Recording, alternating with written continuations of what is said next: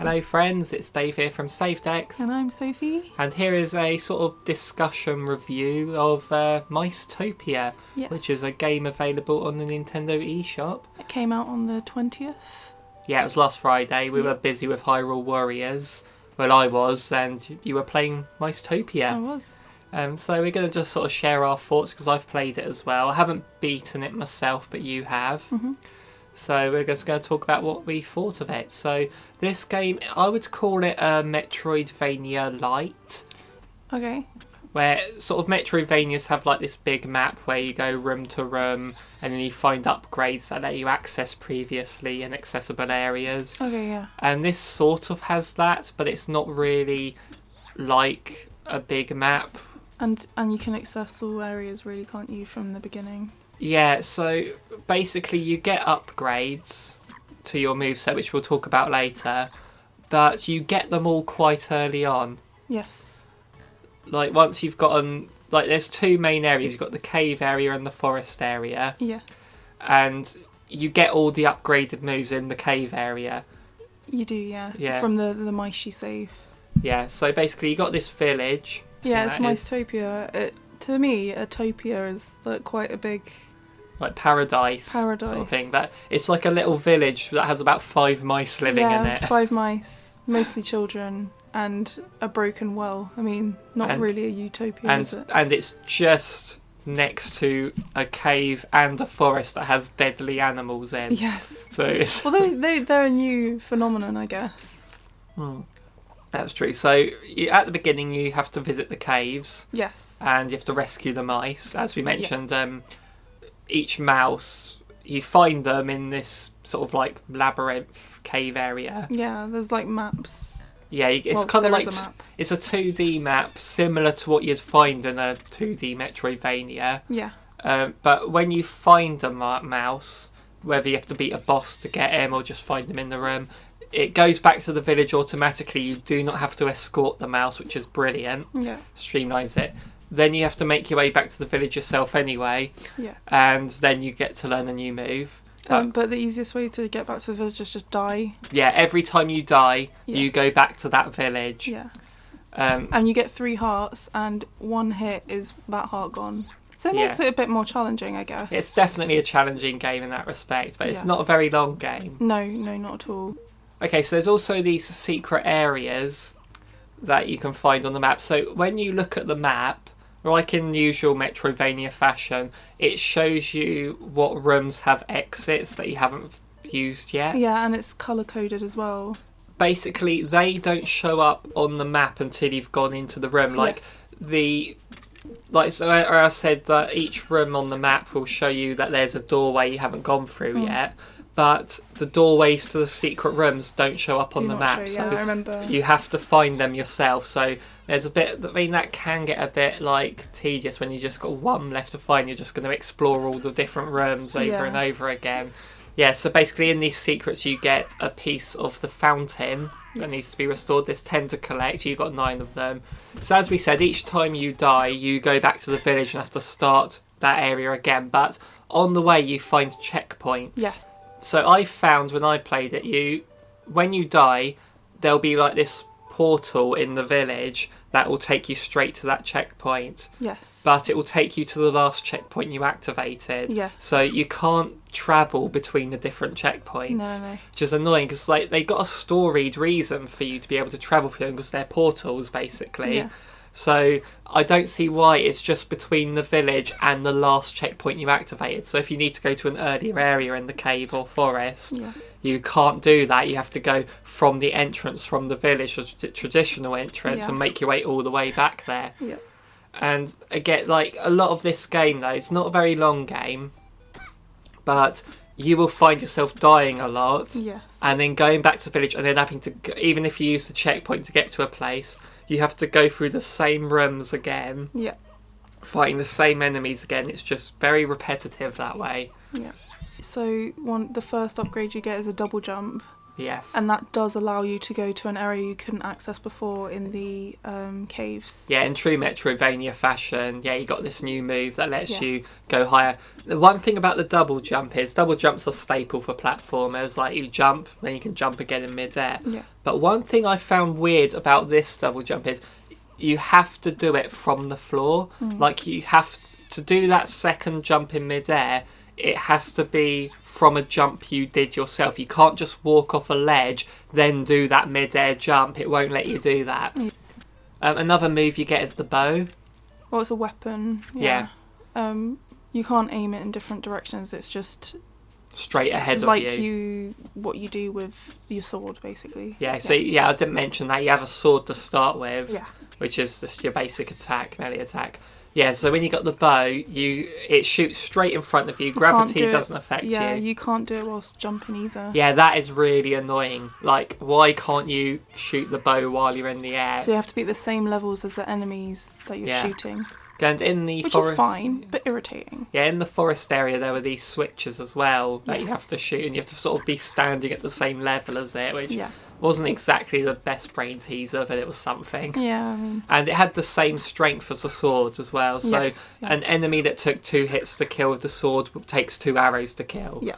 And you've got a limited arrows as well. You find arrows from enemies you've killed and pots and stuff like that.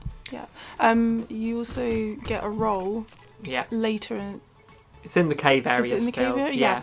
But there's not really an explanation as to what it's for. Yes. Other than like small openings. So I was just like I didn't use it at all, unless it was a small opening. And then you dashed by this enemy that I could not get by. Which is great because the enemy placement is not always great in this game. Now, the enemies are always in the same place. Every time you enter a room, they always spawn in the same place. Yeah. So that's good. Yeah, they never stay dead. They always come back alive once you re-enter the room. Well, I say it's not great. It's sometimes you can press down and jump down through some platforms. Yes. But sometimes you drop down where it wants you to and you'll just land on an enemy. They've just placed one underneath there. Or sometimes you'll re-enter a room and the enemy will be right there in front of you. Just stab you. Yeah, so it's like, it can be annoying like that. What do you think of the boss fights? One thing I found, especially in the cave, there's 2 bosses in there. I could stand at a certain point and not get hit by their attacks. So, like, I'd fail the first couple of times, and then I'd find this point where I could stand where they wouldn't get me, and then I could just hit them. Yeah, because their heads were the weak point, like where you had to hit them, and that made it so annoying that you couldn't use arrows. Yeah, and also if you touch them, like, even a little bit, I guess part of your mouse anatomy touches them even a little bit, then you lose a heart. I found, and I was like, that's so irritating because I'm trying to hit it on the head and I'm getting hit, and it's like really hard to like jump to and from the head part. But I guess it adds to the challenge. Yeah, I suppose if arrows could be used in mid-air, the bosses wouldn't have been a challenge at all. Exactly. Yeah. You could just do it from a distance. I think that's the thing about it. I think it had to be challenging, otherwise it would have been an even shorter game than it was. Yeah. So what did you think of the presentation? I mean, really nice. I really like that sort of style. I like the animation on it. And I think mice are cute, so that was really nice. And the health bar, it was like a branch with these little flowery hearts. Yeah, that was a nice touch. That was a nice touch. I just like the little details, like you had like the they were like rabbits and birds and stuff, so are just backgroundy, and they sort of just flew away or ran away when you went near them, and so things like that I just really liked. And but one thing is, I found that in the cave especially, there were these enemies that didn't move. The crystal crab things. Yeah, and a lot of the time I did not see they were there because they just blended into the background. The same in the forest. There's like a couple of mushroom frog things. Oh, those frogs were annoying. Really strategically placed to annoy you. And there were times where they'd be above you and you're expecting them to jump down the pit to sort of land, so you're waiting for them to do it, but then they'll jump onto it and they'll just stand in midair, like floating there, and then you can't get up there. So That was good. But yeah, if you just memorise where they are, and you will memorise them, because if you play it so much, you'll die a lot and you'll keep replaying them. But you do get some bit of health. You get like health drops happen, not that often. So yeah, hearts give you health, arrows fill up your arrows, obviously, and then you get these green stones. Yes, and these green stones, your first upgrade is like 300 stones. But it takes ages to get them. Yeah, because like you'll get 2 stones from each bad guy, if that. And when you beat a boss, 4 stones. Yeah, so it is a long grind if you want to get these upgrades. They're not necessary to beat the game. No, they just make it easier. And the next, like I guess sword upgrade was 500 stones. But then you can also get health upgrade when you save the auntie from the forest. But then you had a funny thing with that.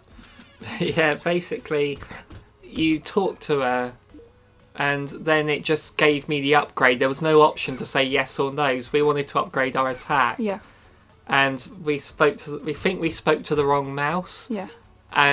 But there was no yes or no. It's just, oh, he spoke to me. You must want it. I'll have your 500 stones. Yeah. And that was a bit annoying. Took me ages to get to 500 stones. Because I kind of collecting them all. It's not worth doing. No. It's a grind fest. It really is long. Really takes a long time.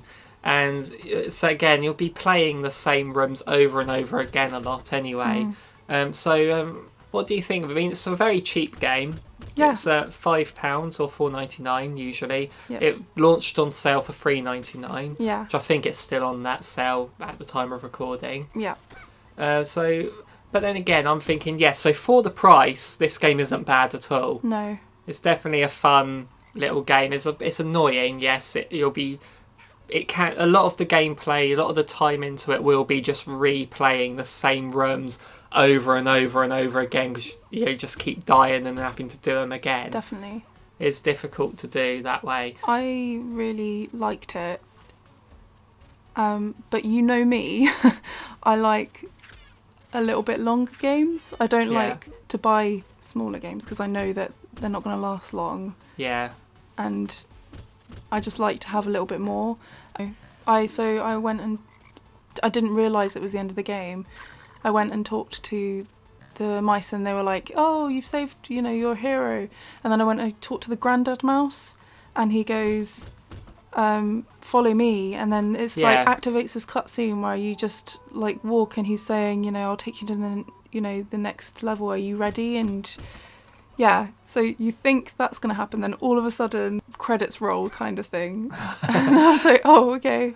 I guess that's it. It's very odd. So it's weird. So on the one hand, the game sort of abruptly ends. Yeah. So it just ends but it makes you think that there's going to be more after that. Yeah.